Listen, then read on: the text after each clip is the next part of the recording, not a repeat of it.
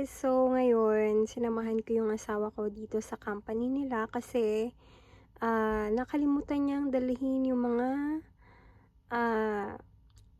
maduduming damit niya na kailangan labhan. So kasi every Friday inuuwi niya yung mga gamit niya sa bahay para ipa-laundry. So yeah.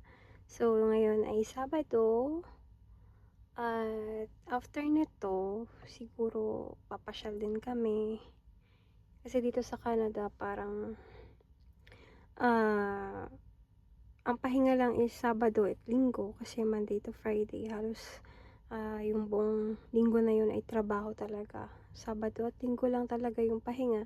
So itong Sabado is ginagamit namin para sa pagpasyal. And then Sunday naman is pahinga na lang sa bahay. So, eto. Ito nga pala yung area kung saan kami nag-work. So, ito yung unang company na sasapitin. Which is yung company na pinagtatrabaho ng asawa ko. Ayan siya. Tapos, ito naman, ito yung daan papunta doon sa company namin.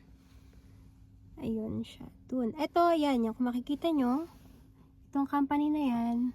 Yan naman yung company ng Adidas kung saan ako nagtatrabaho. So, yan. And then, doon pa sa dulo may mga company pa dyan. Hindi ko na kayo maiilibot kasi hindi na kami pupunta doon. Kasi after nakuha ng asawa ko yung gamit, punta muna kami ng bank. Kasi may asikasuhin kami. So, ayun lang. Papansin nyo rin guys, nag-iiba na rin yung kulay ng mga dahon kasi maglalagas na rin sila at mag-winter na.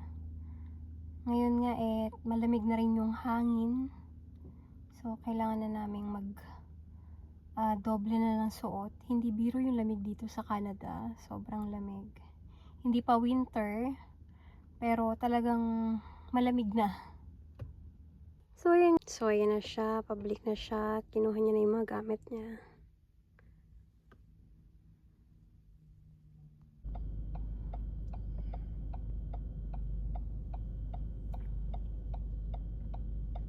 Guys, so ngayon, pupunta na kami sa CA Insurance Company kasi mag-i-inquire lang kami doon. Or magpapang-quote lang kami doon. Insurance ng sasakyan. Yeah. Tingnan natin. I-compare lang namin yung mga prices ng insurance. Para kung saan yung medyo mababa, baka lumipat kami ng insurance. Dito kasi sa Canada, lahat ng sasakyan kailangan talaga ng insurance. Yeah, Unlike sa Pinas. Hindi ka pwedeng tumakbo dito na uninsured yung car. Yes. Malaking penalty pag nahuli ka. For your own safety na rin, kailangan may insurance ka talaga. Tsaka monthly binabayaran dito insurance. Yes, yun yung mabigat dito. Monthly Unlike nagbabayad sa ng insurance. Pinas, hindi may yearly. No? Halimbawa, sa Pinas, 20,000, isang taon na. Dito, 20,000, isang buwan lang yun. So, 12 years mo babayaran, 20,000 monthly, napakalaki. Depende sa driving history mo at saka sa sasakyan mo. Ganun yung pagkuha ng insurance dito. Nakadepende yung price ng insurance. Tsaka sa lugar.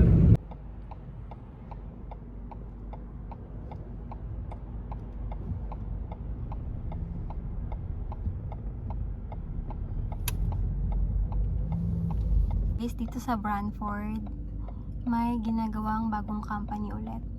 So, ayan. Maraming company dito sa Brantford area. Yung paligid, tingnan nyo. Wala nang mga masyadong dahon. Ano na siya?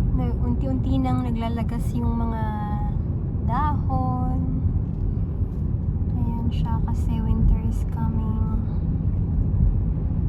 Ayan. Malungkot na ulit yung panahon.